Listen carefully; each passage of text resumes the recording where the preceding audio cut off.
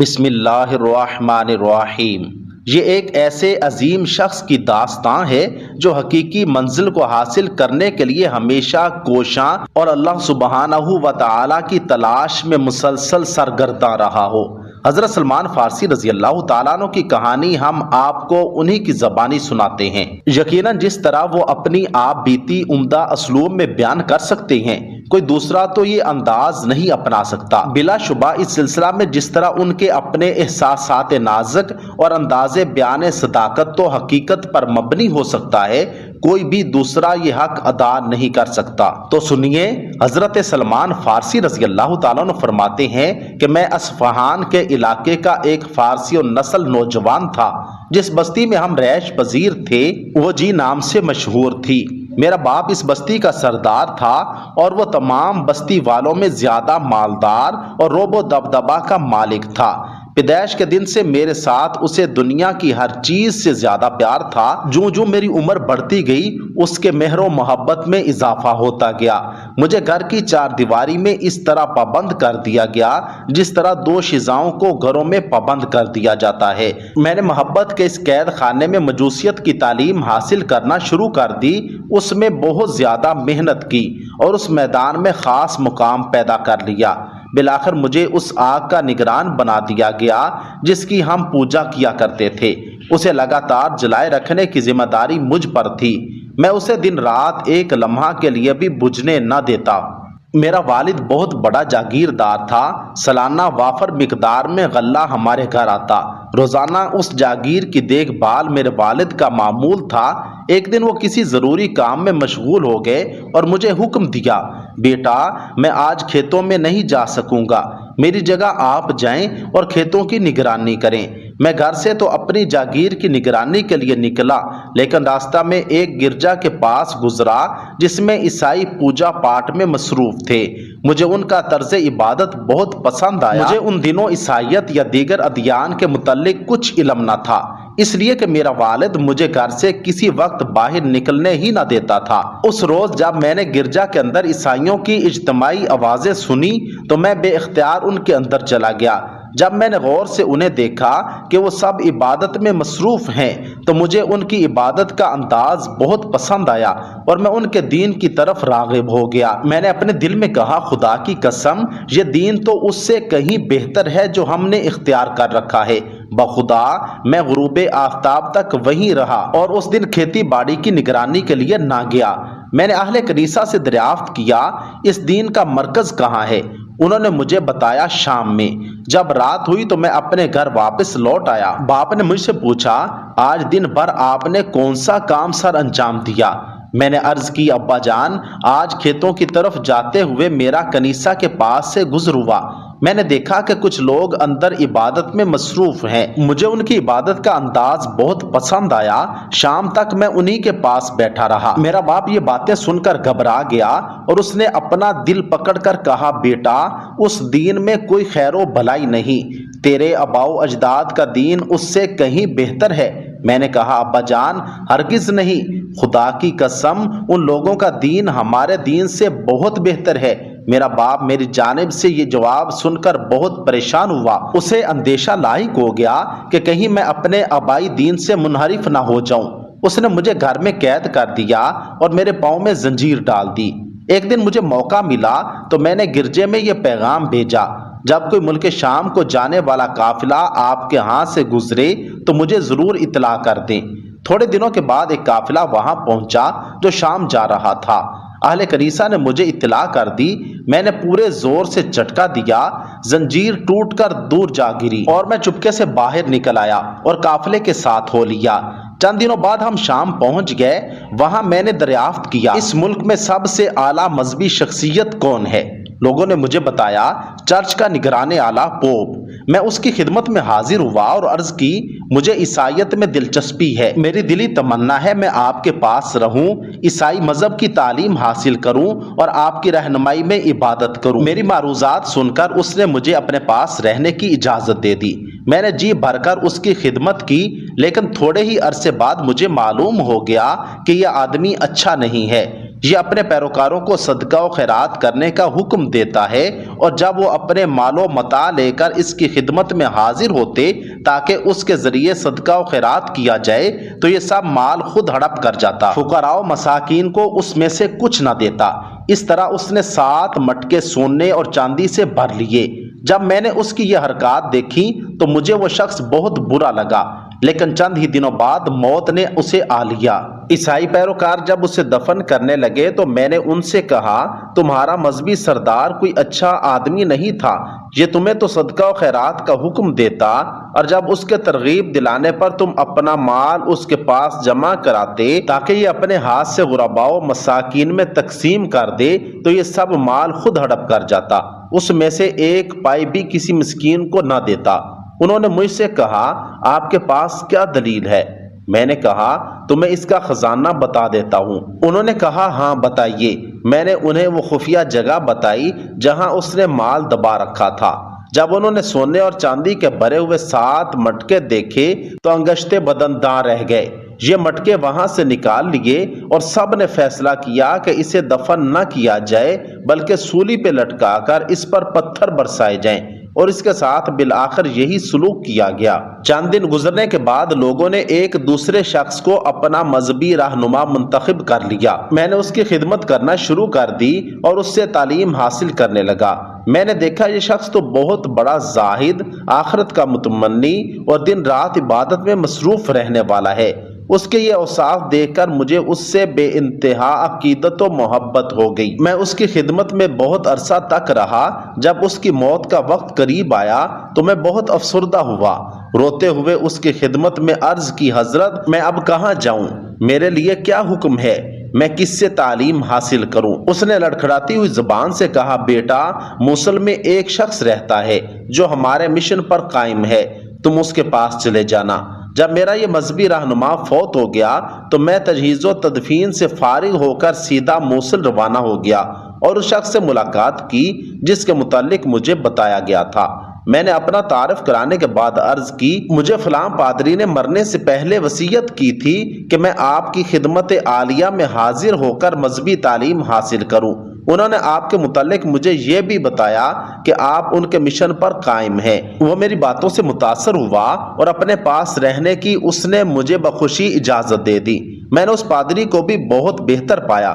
یہ بھی پہلے مذہبی رہنما کی طرح زاہد، عابد، متقی اور خدا ترس انسان تھا، لیکن تھوڑے ہی عرصے بعد اس کا آخری وقت بھی آ پہنچا۔ میں نے افسردہ ہو کر کپ کپاتے ہونٹوں سے عرض کی، حضرت آپ جانتے ہیں کہ میں کس تلاش میں گھر سے نکلا ہوں، کیوں میں نے ناز و نام کی زندگی کو خیر باد کہا ہے، کیوں میں نے پھولوں کی سیج چھوڑ کر خاردار وادی میں قدم رکھا ہے۔ حضور اب میرے لیے کیا حکم ہے؟ میں کدھر جاؤں؟ کہاں کا رخ کروں؟ کسے اپنا رہنما بناؤں؟ کس سے یہ مذہبی تعلیم حاصل کروں؟ اس نے میری معصومانہ حالت کو دیکھ کر کپ کپاتے ہونٹوں اور لڑکھڑاتی ہوئی زبان سے ارشاد فرمایا، بیٹا، نصیبن نامی بستی میں فلاں شخص کے پاس چلے جاؤ، وہ ہمارے مشن پر قائم ہے، اسے میرا سلام کہنا اور بتانا کہ میں نے تمہیں اس کے پاس بھیجا ہے۔ جب اسے بھی لاحد میں اتار دیا گیا تو میں سیدھا اس مذہبی رہنما کے پاس پہنچ گیا جو بستی میں رہتا تھا۔ میں نے اپنا تعارف کرانے کے بعد اپنے سابقہ مذہبی رہنما کا سلام پیش کیا اور پیغام بھی دیا کہ انہوں نے مجھے آپ کی خدمت میں بھیجا ہے۔ میں مذہبی تعلیم حاصل کرنے کا متمنی ہوں اور کامل استاد کی تلاش میں آپ کے پاس پہنچا ہوں۔ اس نے میری باتیں سن کر بڑی مسرت کا اظہار فرمایا اور حصول علم کے لیے اپنے پاس رہنے کی اجازت بھی دے دی۔ یہ بھی پہلے دونوں کی طرح بڑا زاہد، عابد، متقی اور خدا ترس انسان تھا، لیکن خدا کا کرنا ایسا ہوا کہ اسے بھی اجل نے زیادہ مہلت نہ دی۔ جب اس کی موت کا وقت قریب آیا تو میں نے افسردگی کے عالم میں ان کے سرانے بیٹھ کر عرض کی، حضرت آپ میری تمنا کو جانتے ہیں، اب میرے لیے کیا حکم ہے؟ اپنے درد کا حال کسے سناؤں؟ کسے اپنا رہنما بناؤں؟ اب کون میرے زخموں پر مرہم لگائے گا؟ اس نے میری کیفیت دیکھ کر بڑے ہی مشفقانہ انداز میں کہا، بیٹا، اموریہ بستی میں فلاں شخص کے پاس چلے جاؤ، وہ ہمارے مشن پر قائم ہے۔ تجہیز و تدفین سے فارغ ہو کر میں اس سے جا ملا۔ اپنا تعارف کرانے کے بعد سابقہ مذہبی رہنما کا اسے پیغام دیا تو اس نے مجھے اپنے پاس رہنے کی اجازت دے دی۔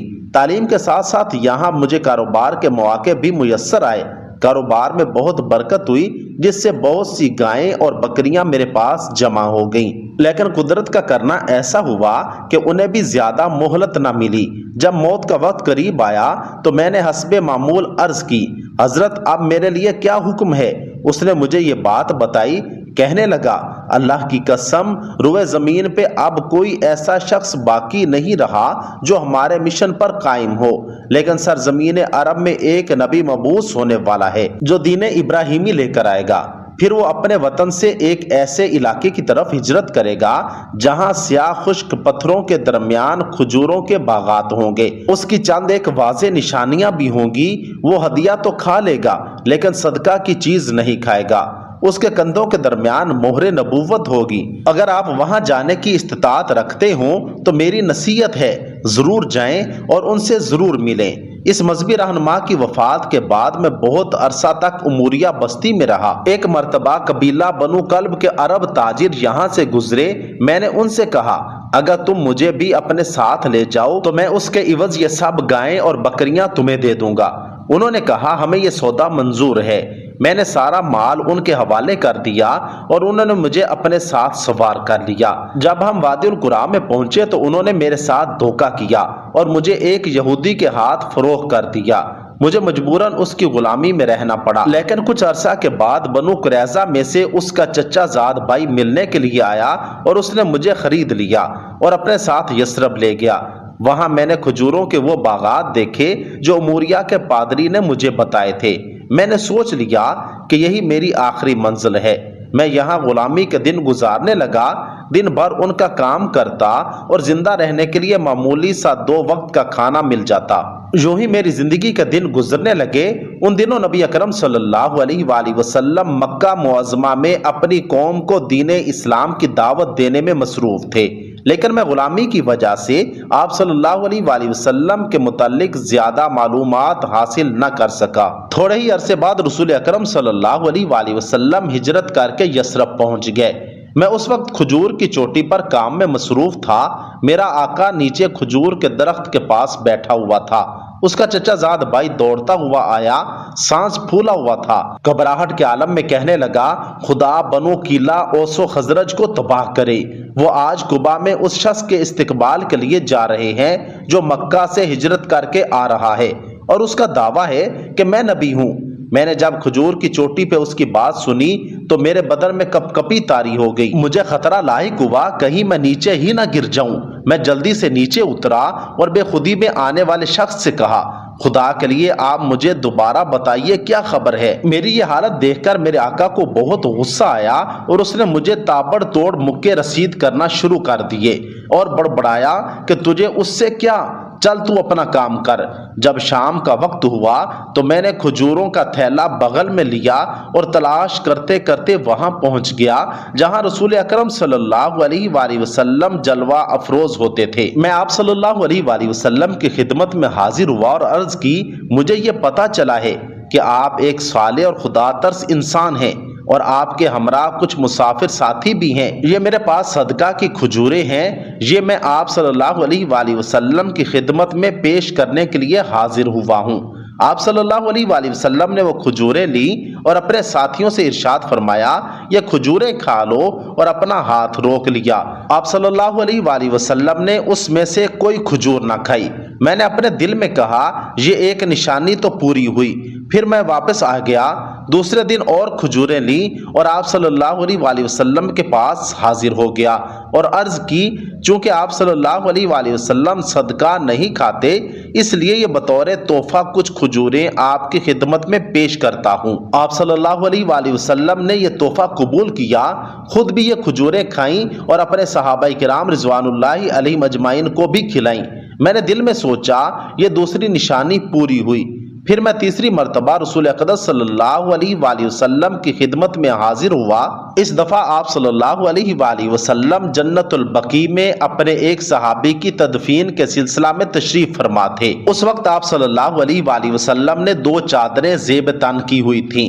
میں نے سلام عرض کیا۔ میں آپ صلی اللہ علیہ وآلہ وسلم کی مہر نبوت دیکھنے کی کوشش میں تھا۔ جو موریہ کے پادری نے مجھے بتائی تھی۔ نبی رحمت صلی اللہ علیہ وآلہ وسلم نے جب مجھے دیکھا تو آپ بھانپ گئے کہ میں کیا چاہتا ہوں۔ آپ صلی اللہ علیہ وآلہ وسلم نے اپنی چادر مبارک کندھوں سے نیچے سرکا دی۔ میں نے مہر نبوت دیکھی تو میں پہچان گیا۔ میں اسے چومنے کے لیے جھکا اور زاروں قطار رونا شروع کر دیا۔ رسول اللہ صلی اللہ علیہ وآلہ وسلم نے جب میری یہ حالت دیکھی تو شفقت سے مجھے تھپکی دی اور اپنے پاس بٹھا کر فرمایا، کیا بات ہے، کیوں روتے ہو؟ میں نے اپنی پوری درد بھری داستان آپ صلی اللہ علیہ وآلہ وسلم کو سنائی اور آپ نے اسے بڑی دلچسپی سے سنا اور مجھے فرمایا کہ ان ساتھیوں کو بھی یہ داستان سنائیں۔ میں نے اپنی تمام داستان سنائی۔ وہ سن کر بہت خوش ہوئے کہ میں نے بڑی محنت کے بعد اپنی اصلی منزل کو پا لیا ہے۔ سلام ہو حضرت سلمان فارسی رضی اللہ تعالی عنہ پر جس دن وہ حق کی تلاش کے لیے گھر سے نکلے۔ سلام ہو حضرت سلمان فارسی رضی اللہ تعالی عنہ پر جس دن انہوں نے حق کو پہچان لیا اور پختہ یقین کے ساتھ ایمان لے آئے۔ سلام ہو حضرت سلمان فارسی رضی اللہ تعالی عنہ پر جس دن آپ فوت ہوئے اور جس دن انہیں زندہ اٹھایا جائے گا۔ اللہ رب العزت سے دعا ہے کہ اللہ رب العزت ہمیں حضرت سلمان فارسی اور تمام صحابہ والا سچا ایمان اور حضور صلی اللہ علیہ وآلہ وسلم سے سچی محبت عطا فرما دیں اور ہم سب کا خاتمہ ایمان کے ساتھ فرما دیں۔ کمنٹ سیکشن میں آمین ضرور لکھیے گا۔